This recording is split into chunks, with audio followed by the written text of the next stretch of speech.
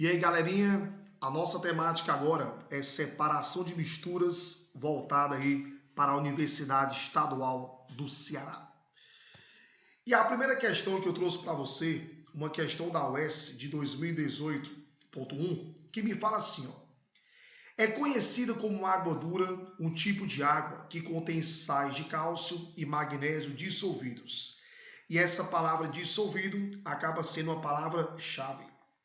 Esse tipo de água forma pouca espuma quando usada com sabão comum para lavar roupas e produz incrustações nas paredes de dutos e equipamentos.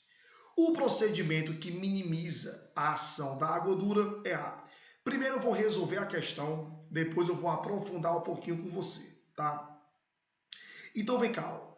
Você tem a presença de cálcio e magnésio. Então o que é que nós temos aí, tá? Você tem água na fase líquida e aí você tem a presença de íons cálcio 2+, e magnésio 2+ dissolvidos. E o nosso interesse é exatamente promover a remoção.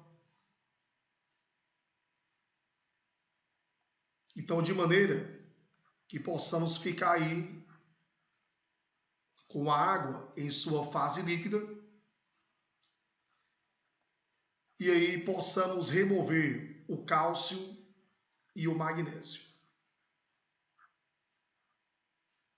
No caso desses íons, eles são oriundos de sais minerais. Então, por exemplo, é muito comum quando você tem um lençol freático passando próximo a uma região de calcário, essa água receber os íons do calcário, o cálcio e o magnésio, e aí você passa a ter a chamada de água dura. Então, esses íons, eles compõem aí os sais minerais,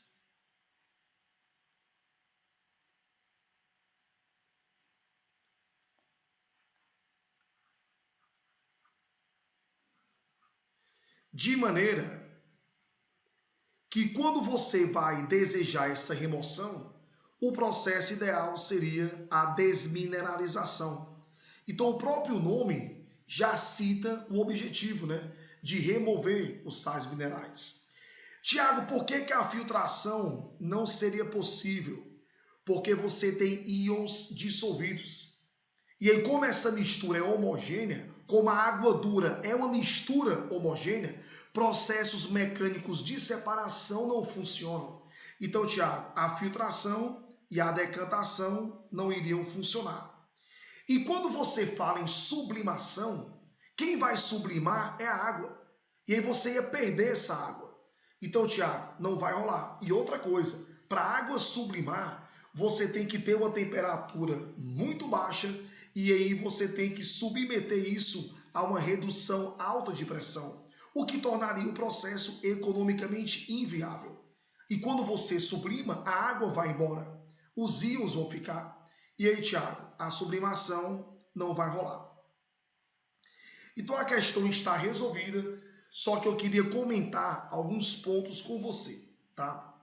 Tiago, na prática, o que é que ocorre com essa água dura? Por que ela prejudica o processo de limpeza, tá? Então, observe comigo o seguinte, ó. Quando você pega o sabão, você tem um sal orgânico.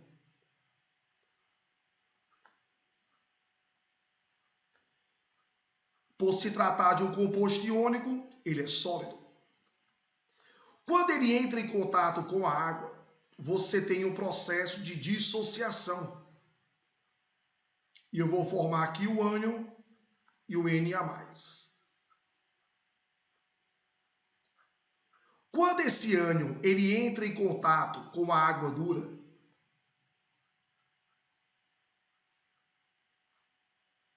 então o cálcio ou o magnésio, devido a ter uma maior carga em relação ao sódio, vai ter uma maior força de atração eletrostática. Então a força de atração eletrostática entre o cálcio e o ânion do sabão acaba sendo muito forte. E isso leva à formação de um precipitado.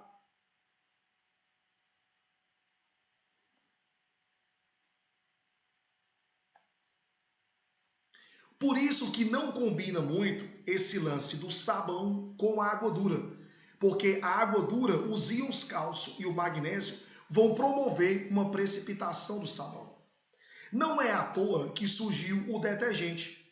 O detergente, em relação à água dura, ele não forma um precipitado. Por isso que, diante da água dura, o detergente ele é mais eficiente. Tiago, um outro ponto que é importante.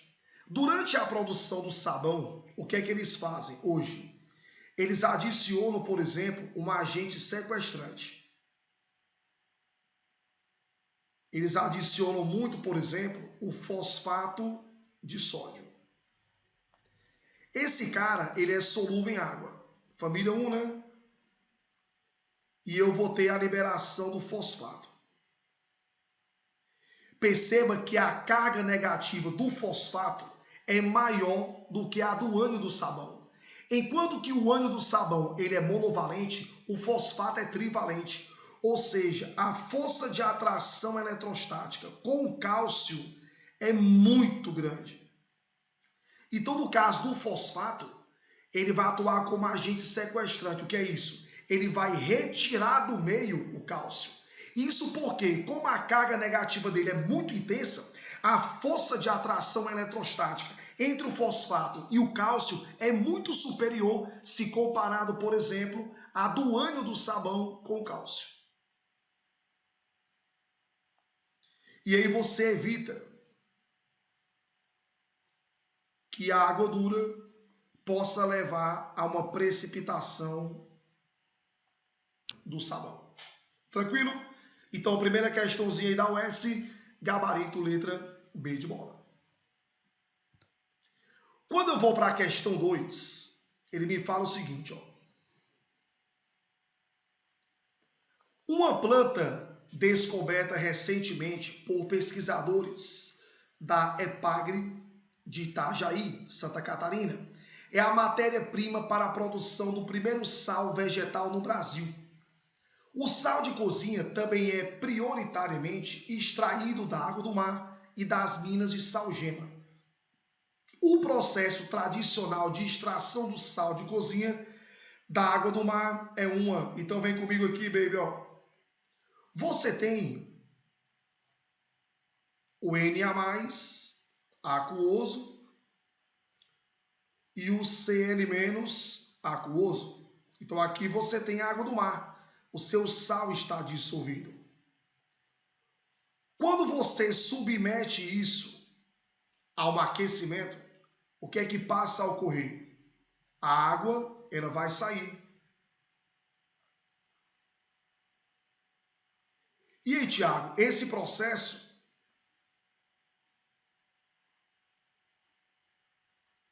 ele pode ser via evaporação, ou se você submeter a uma temperatura bem alta, eu posso ter um processo de ebulição. Só que a ebulição iria exigir um custo maior, né? E a evaporação ocorre aí a temperatura ambiente. De maneira que esse calor que vai sendo fornecido vai removendo a camada de solvatação. E aí que você vai removendo a camada de solvatação, o íon sódio vai se encontrando com o íon cloreto, e aí você tem a formação do NaCl sólido. E aí perceba que você está saindo de uma fase aquosa para uma fase sólida. E o NaCl, por ser um sólido organizado, ele é um composto iônico, ele é um cristal. Então, o cristal é um sólido organizado. De maneira que esse processo de formação de um cristal, nós chamamos de cristalização.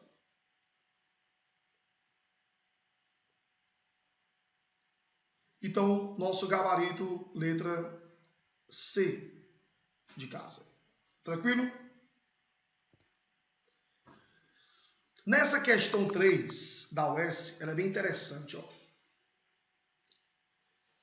UES segunda fase 2016.2. Um sistema heterogêneo G é submetido por uma solução, é constituído por uma solução verde claro e um sólido marrom. Tá aqui os dois, né? A junção dos dois forma o G. Esse sistema foi submetido ao seguinte esquema de separação. Então, o sistema G foi submetido a uma operação. Aí um detalhe importante, ó. Como você tem um sistema heterogêneo, aqui eu vou utilizar na operação 1 um processo mecânico.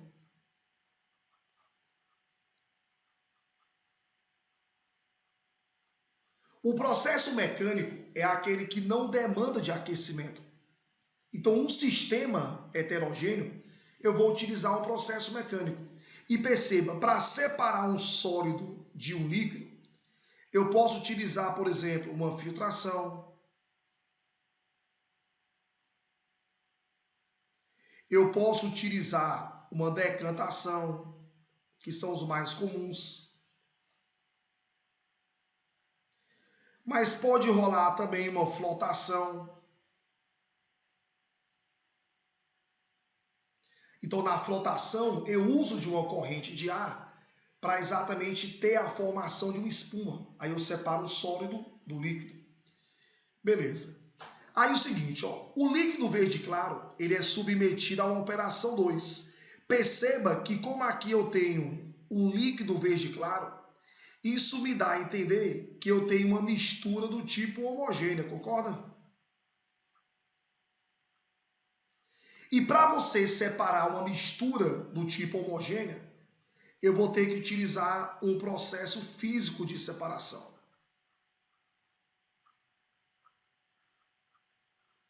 Então, o processo físico é aquele que exige uma mudança de estado físico por parte de um dos componentes.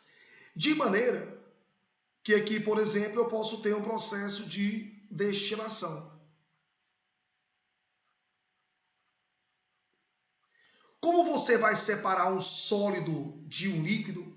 Então, Tiago, essa destilação aqui, ó, seria uma destilação do tipo simples. E aí, baby, olha aqui, ó. Ele continua assim para você, ó. Ao destilar-se o líquido Q sob pressão constante de uma atmosfera, verifica-se que sua temperatura de ebulição variou entre 115 e 130. Filhinho, se você tem que ocorre uma variação de temperatura de ebulição, esse líquido incolor, ele não é uma substância pura, ele é uma mistura. Porque quando você tem um gráfico de aquecimento de mistura, eu não tenho uma temperatura de ebulição bem definida. Eu vou ter uma variação de temperatura de ebulição. Então, se eu tivesse uma única temperatura de ebulição, seria indicativo que a substância é pura. Mas como eu tenho uma faixa de ebulição, aí é um indicativo de mistura. Então, esse Q, ele é uma mistura homogênea.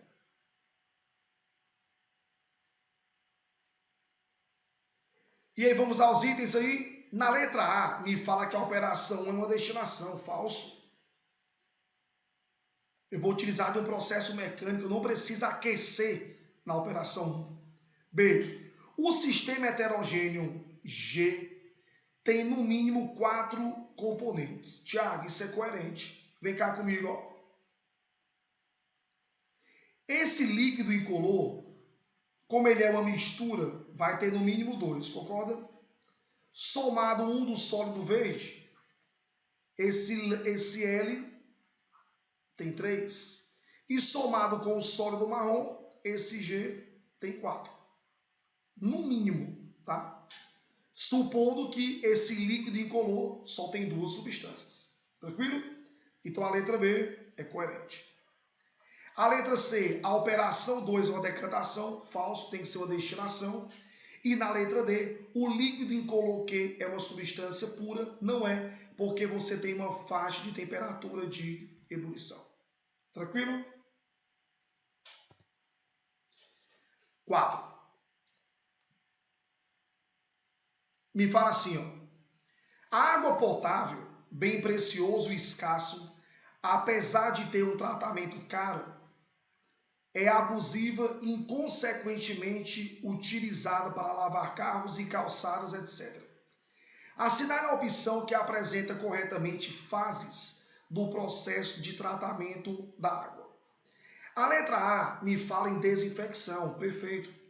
Você tem uma etapa chamada de cloração, onde você utiliza, por exemplo, da adição de Cl2 para formar o HCl e o HClO, que é o ácido hipocloroso.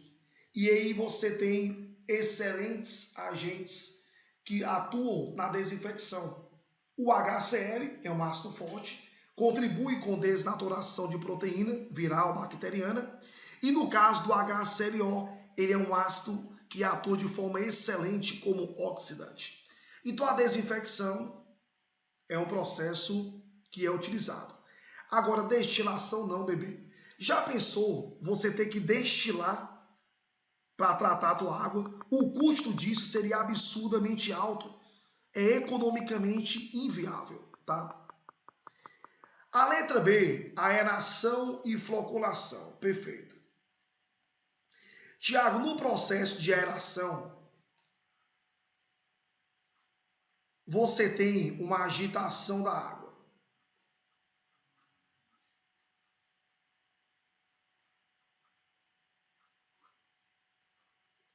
Essa agitação da água permite a entrada de O2. E o O2, ele é um bom agente oxidante. Isso vai ser útil na oxidação de componentes orgânicos presentes na tua água. Um outro ponto que pode ser interessante é o seguinte: durante o processo de separação de misturas, você pode utilizar uma corrente de ar para fazer a chamada flotação. Então, o que você tem lá, aquele gel que é formado, né? Quando eu utilizo o sulfato de alumínio, por exemplo, juntamente com o meio básico, eu vou formar ali uma espécie de um gel. E eu posso utilizar uma corrente de ar para formar uma espuma, que é o processo de flotação. Então, perfeito. E a floculação, ela vem após o processo de coagulação.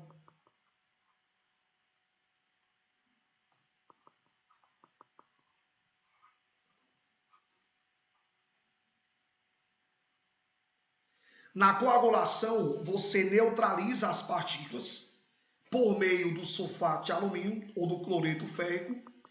E aí, Tiago, depois que você neutraliza, você tem que o sulfato de alumínio vai reagir com o meio básico, formando o hidróxido de alumínio, que tem um aspecto de gel.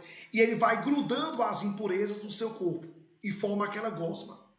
Aí você faz um processo de agitação mecânica para unir os coágulos, formando blocos maiores que são os flocos. Então, Tiago, a floculação, ela se dá exatamente por uma interação entre os flocos via agitação mecânica. Então, a letra B, perfeito.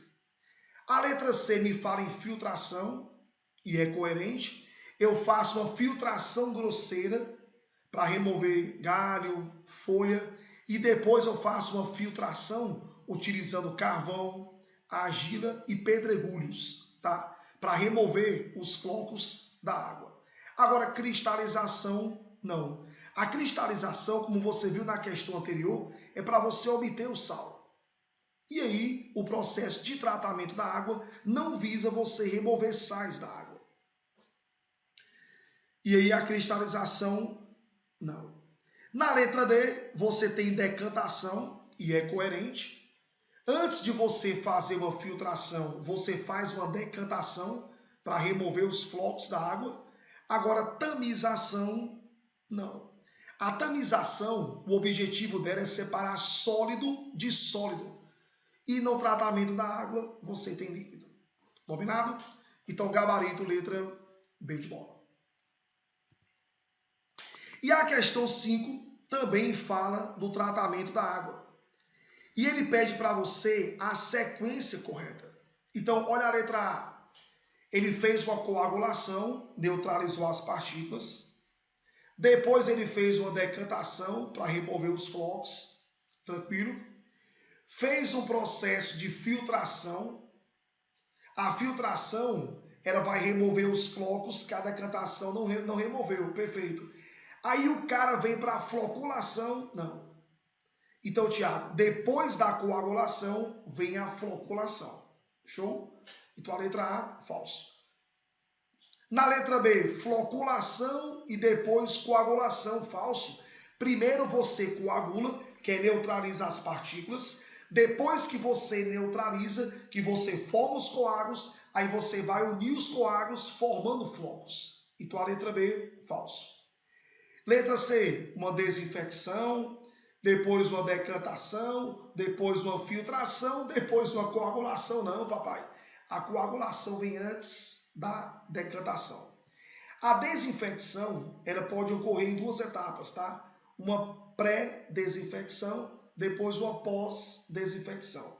Mas o comum é você fazer posteriormente ao processo de filtração, tá? Então o erro está aqui, ó. A coagulação é uma etapa que antecede a decantação. E na letra D, neutralizou as partículas, formou os flocos, fez uma remoção grosseira via decantação, depois uma filtração, que é uma remoção mais refinada, depois você vem com a desinfecção e por último a fluoretação, que é a adição de flúor para que seja formado a fluorapatita em seus dentes. Então, baby, nosso gabarito aí, letra D de dado. Então, moçada, bons estudos, valeu!